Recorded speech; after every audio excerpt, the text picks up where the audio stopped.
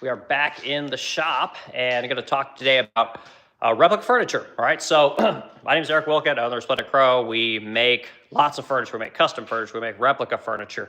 We have our own lines of furniture. We also high gloss lacquer furniture. We take vintage furniture, and we are known for a high gloss, beautiful lacquered finish. And so that is the ways that we make money. But today, I'm going to talk about these Landstrom pieces. Okay, so I'm going to flip my camera around, kind of give you an idea where we're coming from here. So. Okay, so what we got going on here is this is a Landstrom Tallboy.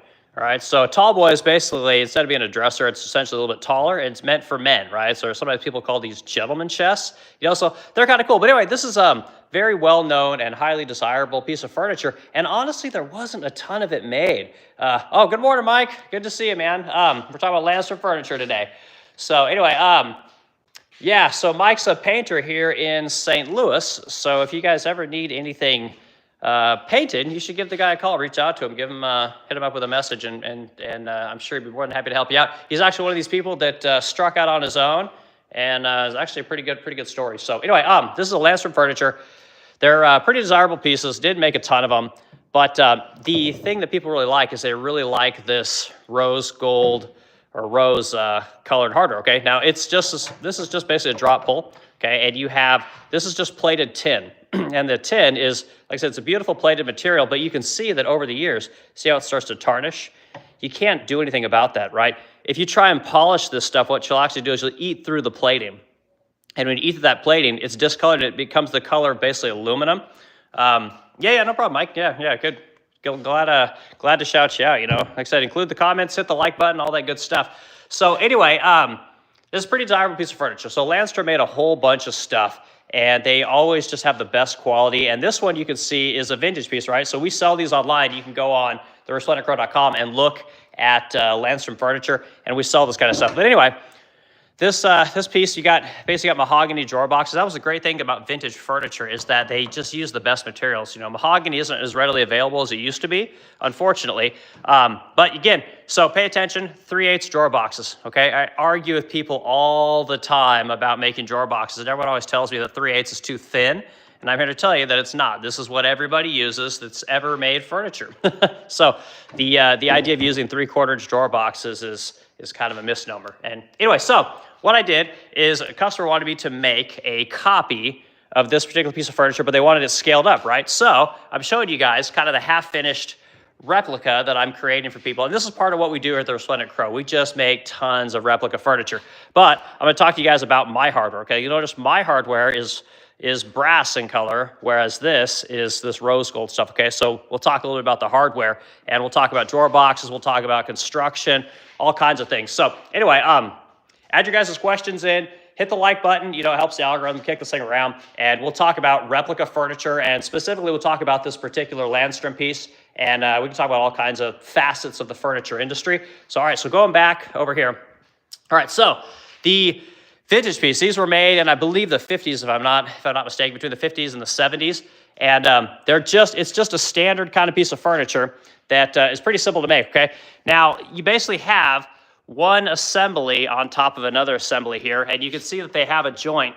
They have a joint actually right there where they attach both of these units together, right? And then you have the base, which is, of course, its own unit, right? So if we come back around over here, it's a pretty simple cabinet. Now, I'm always talking about how I build furniture. I'm always talking about the frame and panel, all right? So now you'll see here, this is pull a second drawer here. Got all kinds of junk in here. Look at this. I haven't even looked in here. That's the thing about buying furniture. When you, like we buy, I don't know, we probably buy 500 pieces of furniture a year, and you just get all kinds of crazy stuff in there. Like I found like old dental records. I found old like savings account records, stock accounts. I found, you know, old pictures of people and just, I mean, credit cards, all kinds of stuff. You just find everything. We find money. You know, I probably find $100 worth of coins and dollar bills every year just from getting furniture, which is kind of funny. Anyway, so the frame and panel. So this is what I consider to be the most important part of furniture making, and this is something that I don't see a lot of people spend a lot of time talking about, which I know I'll probably lose some of you on this one, but we got more people coming in. Poopulation, great name. Good morning.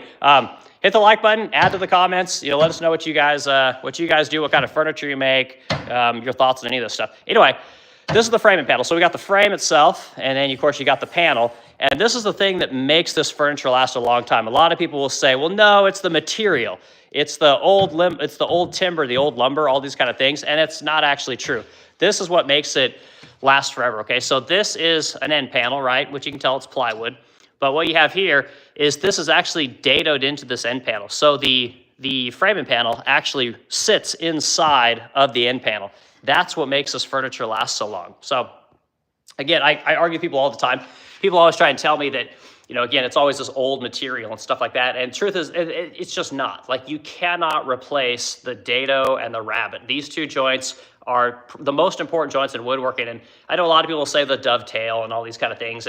And the dovetail is important, but truth is it's not widely used, right? It's not a scalable production method, right? I mean, it works for drawer boxes because you can set up these massive machines that just literally do drawer boxes all day long. But the dado and the rabbet are just super important. So anyway, this is the thing that makes this furniture last so long. And if you look up under here, you'll see that basically what you'll have in here is you'll have a floating tenon of some kind, right? So you come in on the outside.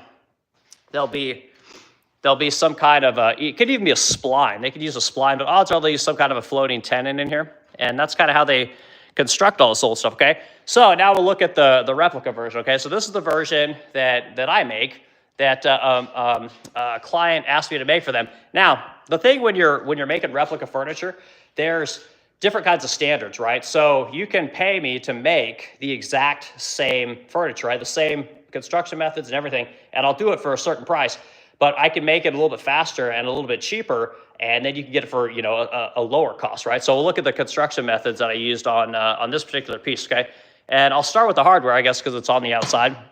So all this hardware I have made, right? I make all this stuff in India, and I sell this stuff on the resplendentcrow.com. So we sell lots of this hardware, and it's one of the things people really like. They use this for all kinds of other furniture. And when we were designing this hardware, we knew that we wanted to use the Landstrom design. This is the hardware we wanted to use because we knew it'd be super popular and that people really like it. So we sell quite a bit of this, and it's a good piece of furniture. Or God, I keep saying furniture, hardware. So anyway, open this thing up. Anyway, ours is solid brass. Okay, so this will never tarnish, or excuse me, not tarnish. It'll never pit. It'll never have the pitting that we have over here on the plated stuff, right? That's what this is. Like, you see the discoloration. That's the plating being worn off over the years. So if you try and polish this, you'll just end up with something that looks kind of like this. It turns into basically an aluminum type look, and it's not great. So anyway, this stuff, you can polish it all day long. You can sand it. You can buff it. You can do anything you want to it, and it will stay brassy basically forever. So this hardware will never get old. You can never destroy it. It's super heavy. It's just industrial, okay? Now, my drawers, I use miter locks on everything. It's the only joint I use for drawer boxes. Also, like I was saying before, we'll make our drawer boxes out of 3/8 every time. We don't make drawer boxes that are 1/2 inch. We don't make drawer boxes that are 3/4 inch because that belongs in kitchens and bathrooms. Furniture doesn't use any other kind of drawer box other than 3/8. But anyway, so we'll put ours on soft close slides. Let's come back around to the back side of our cabinet here. So this particular cabinet does not use framing panels, right? So this client wanted a little bit of a cheaper option. So we just put runners in here, which you can kind of see back here. Like, we just have runners across the front. We've got nailers in the back that will be supported by a back, and that's basically how this entire cabinet is constructed. It's fairly quick, but we also use the same floating tenon that they would have used over here. So making replica furniture, we try and use a lot of the same techniques if we can, but it kind of depends on what the client wants to pay for. See, we just use pocket screws back here. You know, just basic kind of stuff, nothing special. But come back around here. But now when Monday comes around, we'll have my cabinet maker. He'll come in here and we'll have him gap everything. So this entire cabinet will be gapped, and he can go ahead and install all of the other handles, and this thing will be just about ready to go to finish. But anyway, so you see we mimic all the same details, right? So this is pretty easy to make. You know, this is just a beading bit, no big deal. But you can kind of see that it's the same thing, right? It's just a right angle with a bead there. But when you come down to the lower part's a little trickier.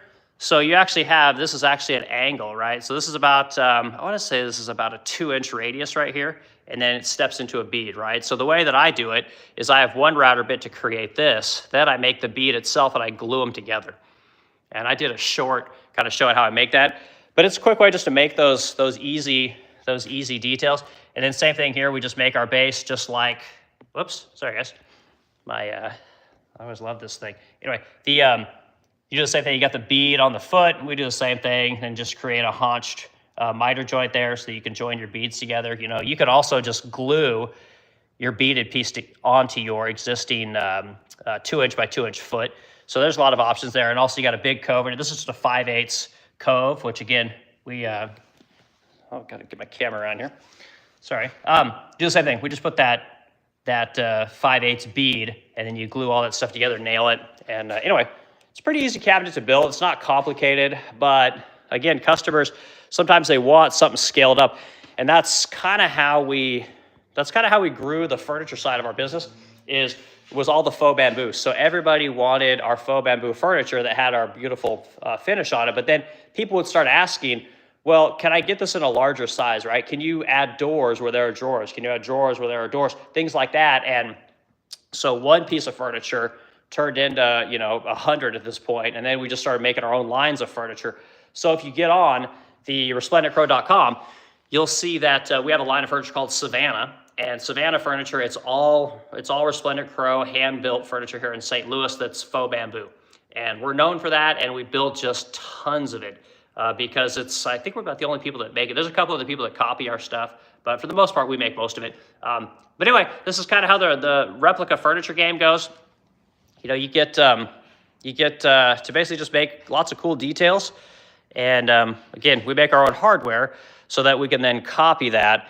And we have access to make all kinds of hardware. I'll give you guys a quick tip. Here's a business tip for you. So if you want to offer your customer hardware that can't be purchased, right? So it's kind of like, say there's you want to have hardware for like an old Thomasville piece of furniture, right? Like, where do you buy that stuff? It doesn't exist. You can search online. You can get on, Etsy, the Facebook Marketplace, whatever. You get on all these places, eBay.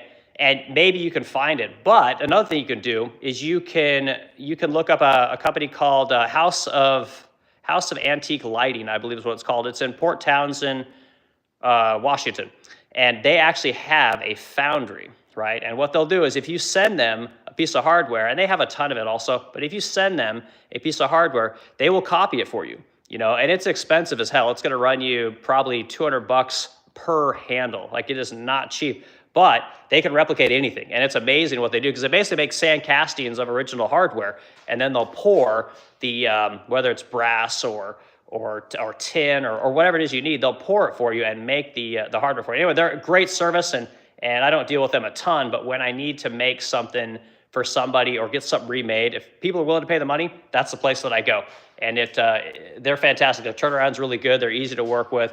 They have kind of an archaic website. They need to work on their website, but their service is fantastic. So a quick little tip for you if you need to replicate hardware. So anyway, so this piece, we raised this thing up to 60 inches. The original was 54, if I'm not mistaken, it might be 52. But they wanted it raised up to 60 inches. They wanted something just a little bit taller, probably because they have the husband's probably a taller guy. So a lot of times what happens is smaller furniture works for certain people, but when you have money and you have resources, you can afford to just have something bigger made. And that's probably, I don't know, that's probably 25% of my business is just making larger furniture for people. And it's just part of what we do, or making smaller furniture. So the thing is when you have customers that are very wealthy, they have big homes and big spaces, or they have multiple homes, but they need furniture that matches the space. That's the thing about, like, most of us, we just kind of buy what's available, no matter what it is, because that's just what's available.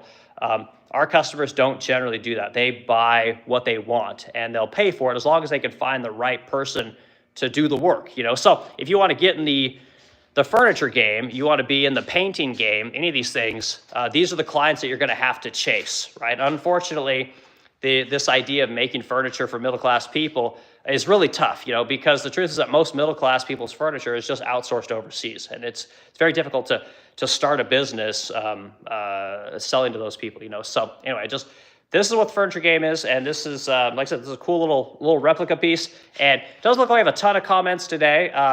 So we got someone else coming in here. This is Aiden, I guess. Say, hit the like button, add to the conversation. I'm glad to meet you all. But this is the replica game. This is what we do. I'll show you guys this quick little